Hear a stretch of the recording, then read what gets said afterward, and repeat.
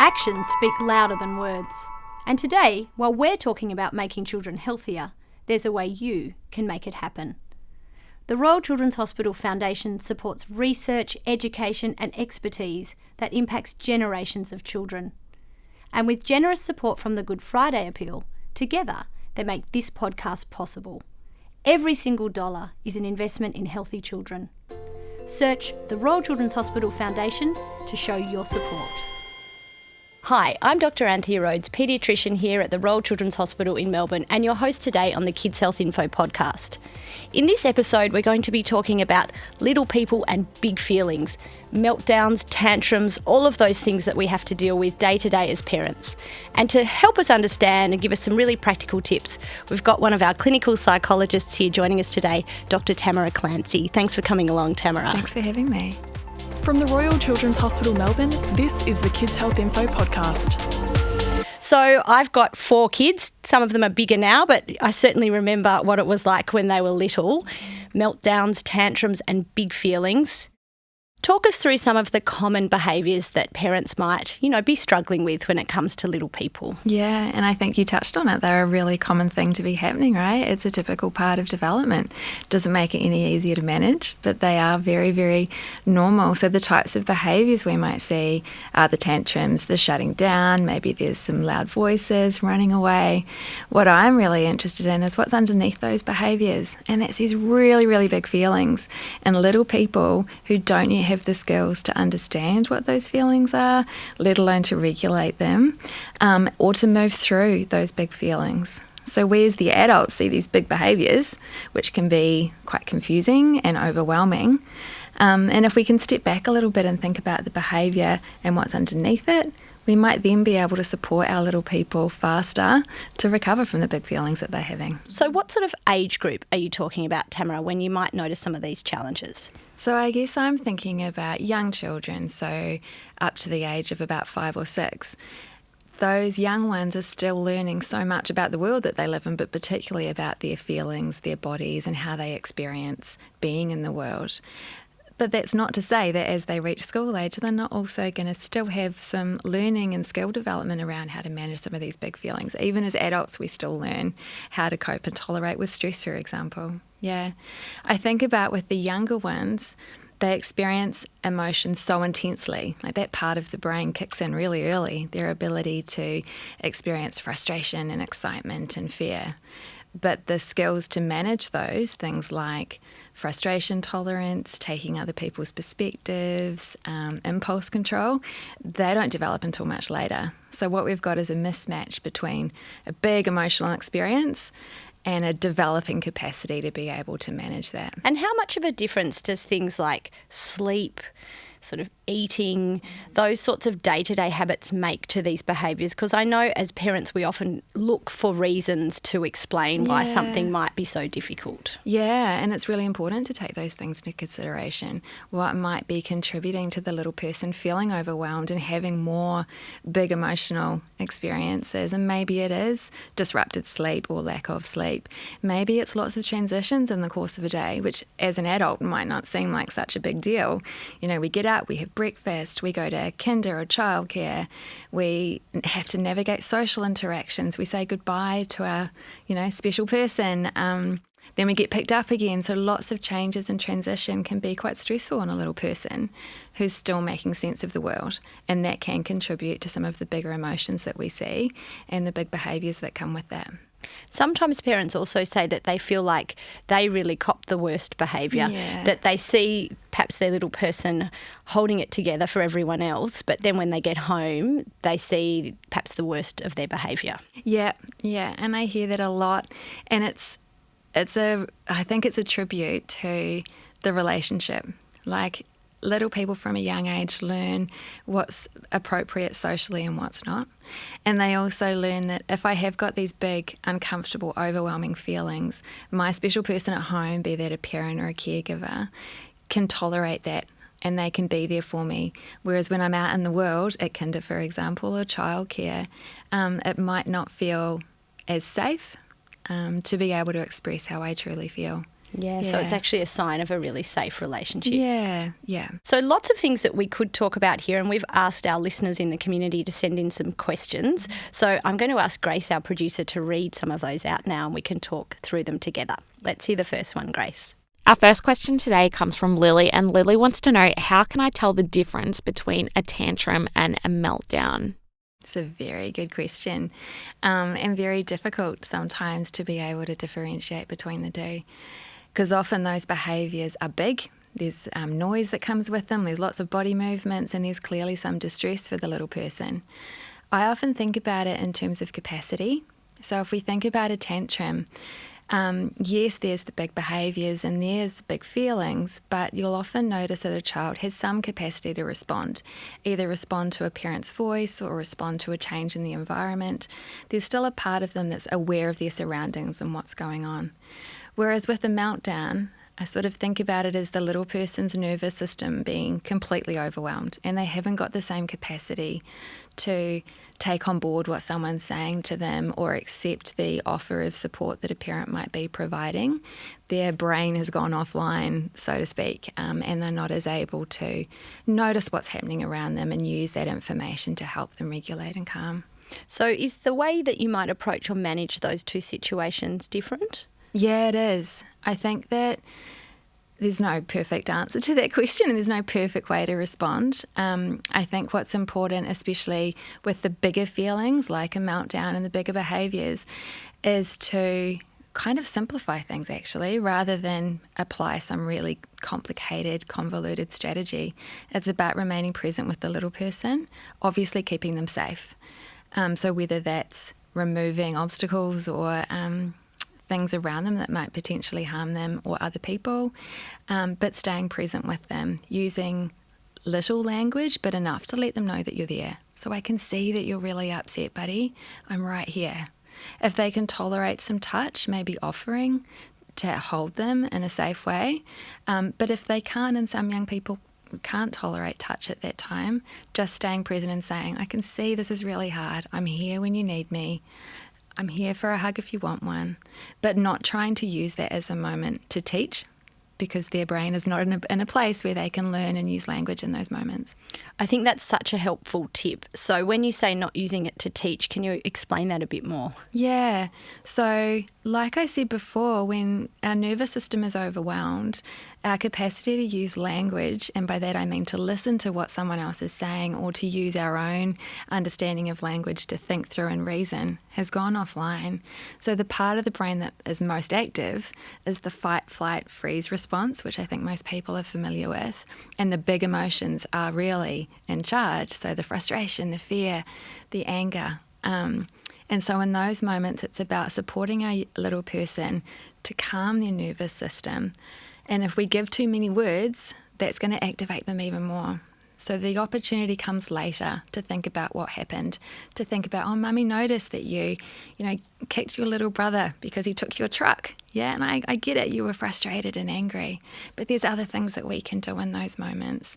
Not doing that when they're in the height of the meltdown, doing it later when everybody's calm and when the situation's more settled. Such helpful advice. Thanks, Tamera. Let's hear the next question from Grace. This next question comes from Lisa, and Lisa says, how do I help manage their big feelings? I often don't feel like a parent reacting. I feel like I have to be a trained psychologist, not a mum, and it's so sad.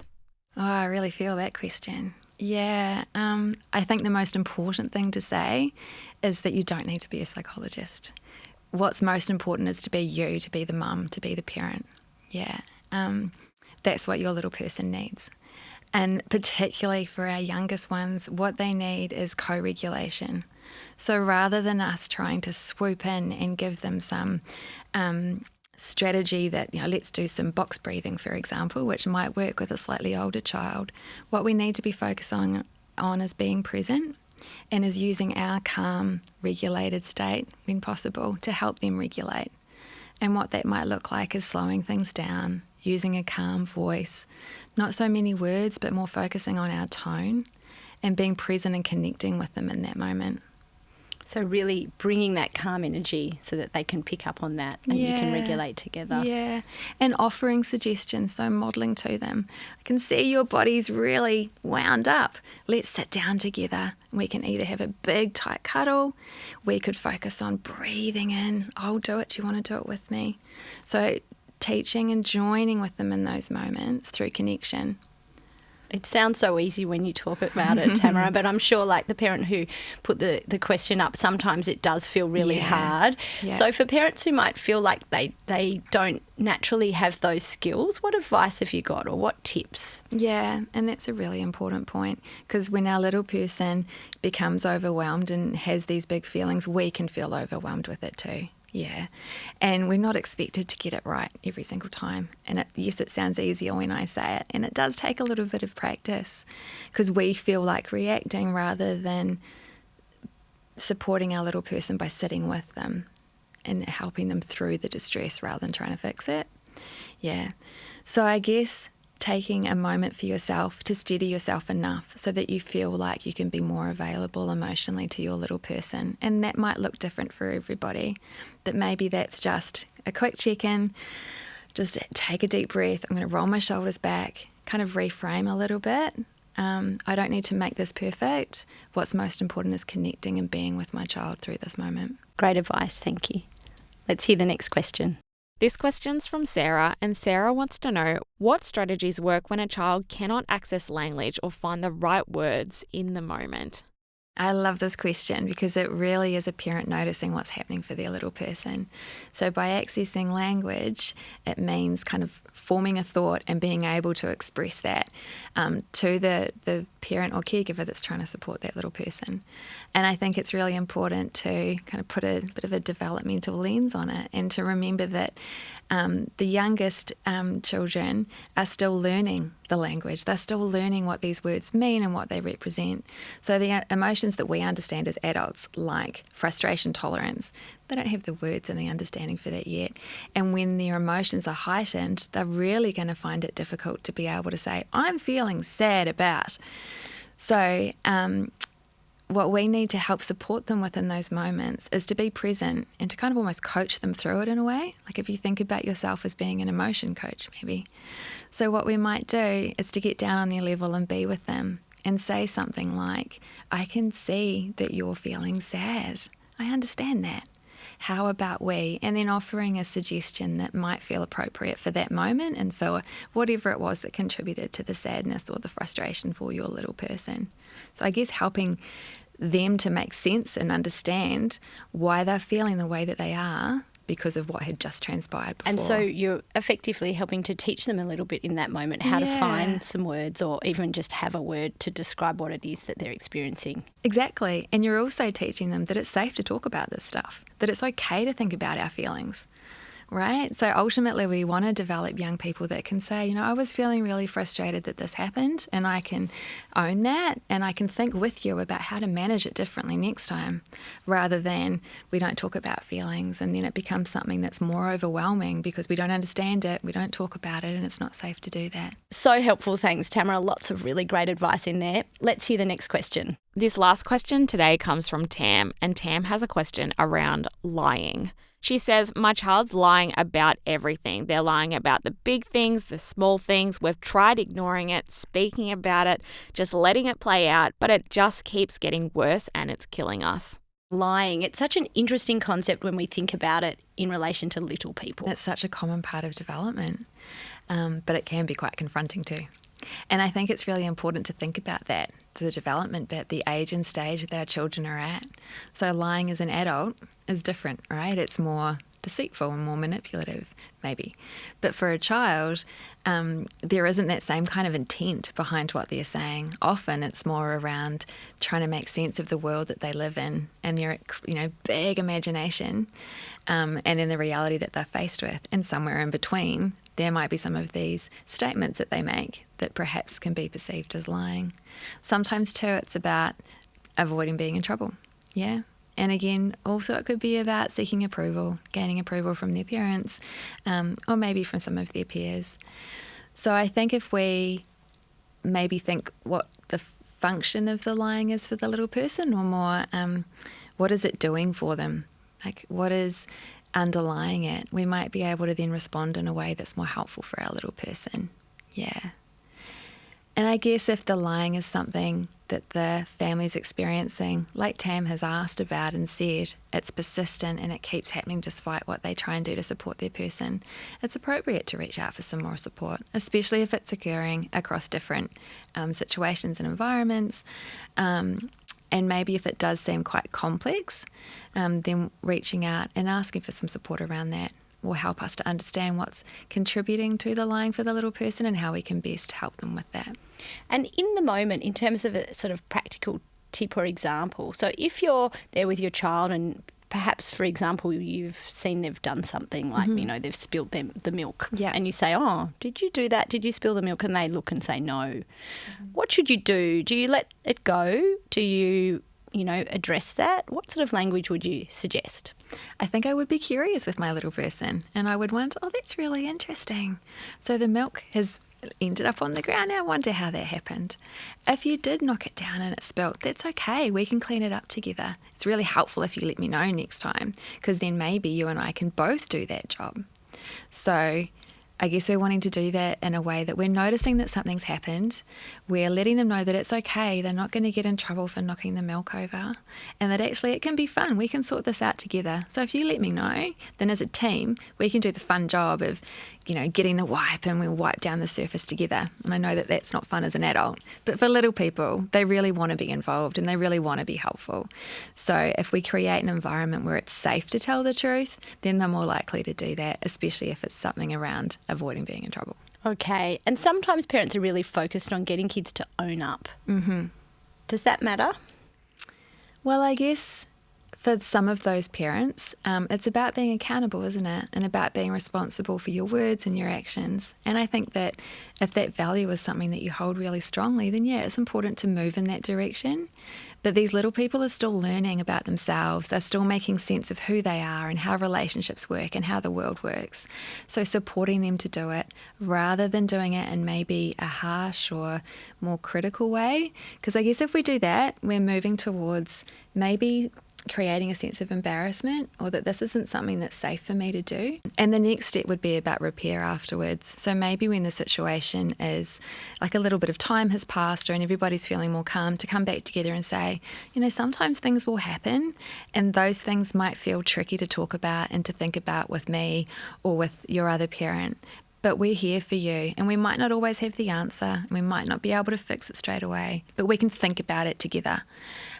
So that in the future or next time the milk gets spilt, the little person can test out and be curious about, I'm going to tell mum and dad this time, because it's safe to do that, and they said that they're going to help me through these moments. So moving on to the next segment in our chat today, and that's where we like to bust a myth. So if you think about little people and big feelings and behaviours in your work, what's one of the most common misunderstandings or myths you come across that you'd like to set the record straight on? Often, parents will come along and they're concerned about the big behaviours that they see. And there can be a perception that it's a child maybe being naughty or being bad in some way, or something's wrong. I think it's really important to remember that behaviour is a form of communication. And what we as parents and caregivers would be helpful to be thinking about is, what is that behaviour communicating? What's underlying that? What are some of the emotions that this little person is experiencing quite intensely, but doesn't yet have the understanding or the words to be able to express to us and to think about with us? And whereas there may be some supports or some skills that we can support our little people to develop so that they can manage some of those big feelings, and therefore we don't see so much of the behaviour. Sometimes I've heard the expression behind a bad child is perhaps a sad child, that concept that actually there's no bad behaviour, it's really just communicating what might be going on for a child. Yeah, and also like we spoke about earlier, it's a normal part of development. Like, we wouldn't expect a little person to be able to manage their frustration, right?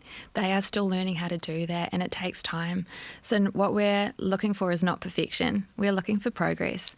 And with the connection and co-regulation from a parent, a little person is going to gradually develop skills to manage these big feelings over time. Yeah. Progress over perfection. I think that's really great advice for all of us, Tamera. So for parents listening who might want to look for some more resources, we've got the Kids Health Info fact sheets that we'll provide the links to in the show notes. Are there any other places you would direct people to? If people are concerned about their little person, maybe because some of their behaviours have been persisting for a long period of time, and it feels like they're really impacting this little person's experience of being in the world, but also the family, then it's appropriate to reach out to a GP, perhaps in the first instance, to see if there might be some supports. And I would encourage parents to do that. Like, it's not a sign that something's necessarily wrong. It's a sign that you're noticing something and you're getting some support early for your little person. Excellent. And are there any online resources that are helpful too, that people can do programs or courses or anything that people might do at home? There's Tuning Into Kids, Triple P Parenting, and another helpful resource, especially for our youngest ones, would be a maternal child health nurse. They are someone that you often come in contact with in the course of your little person's development, and they're really well placed to help you think about what might be happening and what type of support might be most appropriate. Really helpful. Thanks, Tamera. And for people listening, we'll put links to all of those resources in the show notes as well. Thanks so much for coming along today. Really great chat and lots of helpful advice for parents out there. Thank you. Information in this podcast is general in nature and is intended to support, not replace, discussions with your doctor or healthcare professional. If you have concerns about your child, please consult your local healthcare professional for individual advice. This podcast is recorded on the traditional lands of the Wurundjeri people of the Kulin Nation, and we pay respects to their elders. Kids Health Info is funded thanks to the support of the Royal Children's Hospital Good Friday Appeal.